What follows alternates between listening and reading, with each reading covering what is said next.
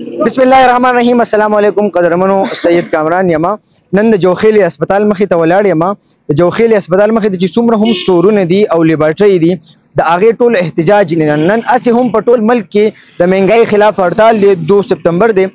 خو د دې سره خبرې کوو چې د دې د احتجاج وجه سره په دې کې زموږ سره د دې فارمیسۍ د دې کم یونین چې دی د هغې صدر ډاکټر فدا هم موجود دی، نور ملګري هم موجود دي او د کم هسپتال پیشنټ چې دي هغه هم موجود دي. د هغې سره خبرې کوو چې هغې ته د دې سټرایک نه او د دې احتجاج نه تکلیف څومره دی او د خپل سټرایک او د احتجاج ریزن او وجوهات څخه زما سره اوسئ. ډاکټر فدا صاحب دا راته ووایئ چې ستاسو نن د دې سټرایک مین وجه څه ده؟ بسم الله الرحمن الرحیم. ستاسو د میډیا د راتګ ډیره مننه چې تاسو رالی او زمونږ را تاسو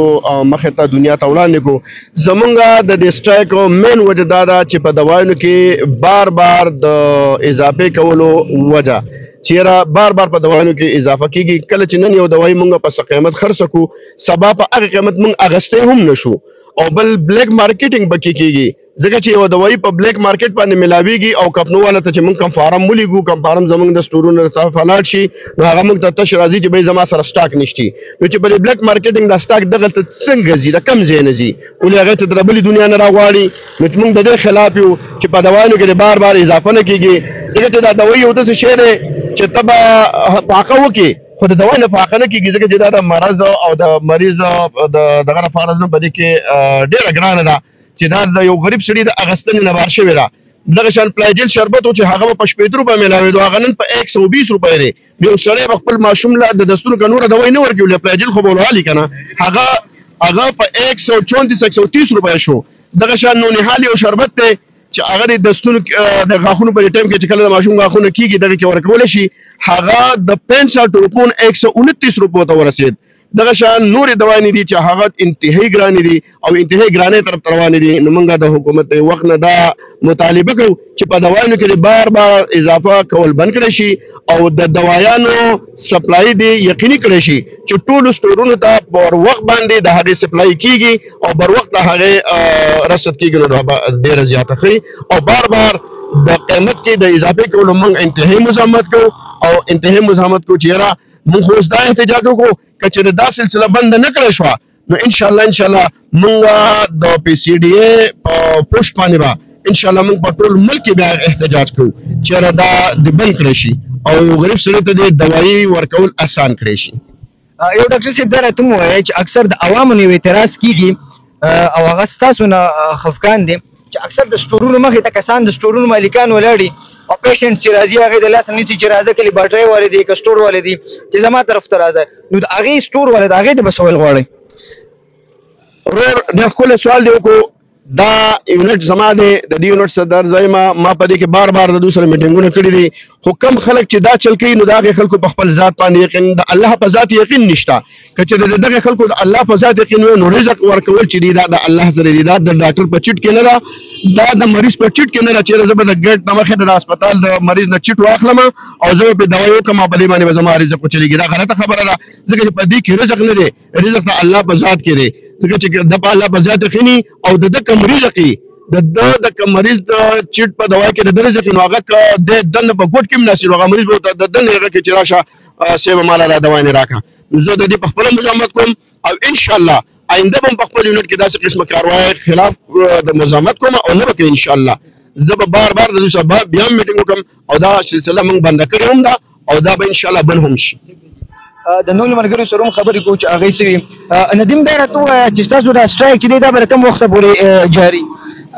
کامران صاحب ستاسو خو موږ ډېره شکریه ادا کوو تاسو دلته کې رالی. فلحال خو زموږ سټرایک موږ ته چې کوم مشرانو ویلي دي نو هغه صرف 1 غنټه دی. نو څنګه چې زموږ صدر صاحب تاسو ته ووایي خو زموږ مطالبات ونه منل شو. حکومت زموږ دا مسلې چې کومې دي د مهنګۍ دا مسله چې کومه ده هر کم چې د میډیسن ورځ ته ورځ زیاتېږي نو غریب عوام ته به انتهایی زیات تکلیف دی. د یو مزدور سړي غریب دیاړي چې دی که نه 500 روپۍ پورې ده نو هلته کې هغه ته چې کوم چیټ راشي موږ له هغه ته 3-4 هزار روپونه کم نه نو پاګه کې چې کوم میډیسن د غریب غسته نشي نو کله حکومت دا میډیسن موږ ته مطلب دا زموږ دا ټارګټ او دا کم چې زموږ د مهنګای دا دای کنټرول نکړه په میډیسن دا ریټي کنټرول نکو نو دې خلاف بیا ډېر موږ ان شاء الله تعالی مسلسل احتجاجونه بیا کو او بل خبر ته دا کامش پدې کې کم اپیلیپسي کم شارټ میډیسن دي دا ټیګرال وغیرہ شو سنسیوال شو دا مکمل بیان دي دا بندي او دا هغه پیشنټ دي چې دا ډېر زیات ضروری دا خو چې مطلب یو ورځ دا ډوز والني نو هغه منټلی مکمل تبا کیږي نو زموږ حکومت دام درخواست شي مهرباني وکړئ تاسو کوم چې دا نارکوټیکس ډرګز دي یا دا نور شي کوم میډیسن دي په دې باندې دي پلیز لګ زر مطلب په دې باندې عمل درآمد وکړي چې دا موږ اویلیبل شي تاسو به سوال غواړئ بسم الله الرحمن الرحیم د ټول لمبه هو زستا ډیر شکر گزار یم چې کم زې سم مسلې تاسو راغلی ډیر مننه تاسو ډیر مننه تاسو ټیم را کو کم دا ظالمانه مهنګای چې په ملک شروع د هغه میډیسن دي کې خوراک سامان دي نور سہولیات هم نشته د موږ د دې خلاف راوتیو زموږ احتجاج به ان شاء الله یو غنټه په پرس کا زموږ د مطالبات یا د عوامو د مطالبات ونه منل شي موږ مخکې مشرانو کم دغه حکم راکو دغه مطابق به خپل لاګ ملګرو دلته سره یو پیشنټ هم دی یو داسې مریض چې هغه د هسپتال ته راغلی دی او هغه چې زه خبرې کول غواړم هغه به زړه چې سي هغه ورو جی بسم الله الرحمن الرحیم تاسو ډیر مننه کوم چې تاسو موږ وخت راکو د مهنګای خلاف نن ډیر زیات دغه ګرانی ده او د کمی چې دا بیان دي دا هم ته خپل په بل ځای په خپل ماته دا 2.5 روپۍ نه پیس واغس او 3.5 دغه راکړه دا بیان او زما د اړې تقریبا 400 روپۍ کېږي یا 4.5 نو پاګه کې زما ونه شوګه کې ما په بس قرض دارو کو او زما د مطالبه راځي دا غري د مهنګای د کم شي هغه د دوایانو په ساته باندې خوراک چیزونه دي دا ټول ارزان کړی شي دا موږ تاسو ډېر مننه کوو قدرمنو تاسو دلته د احتجاج چې کوم ملګری دي هغه خبرې تاسو اورېدي او د پیشنټانو خبرې تاسو اورېدي حکومت له پکار دی چې د خلکو د فیسیلیټیشن لپاره د ادویاتو کم ترسیل جره یا هغه سپلای جره هغه فورن او یقیني جوړ کی د خلکو ډېر زیات مسله ده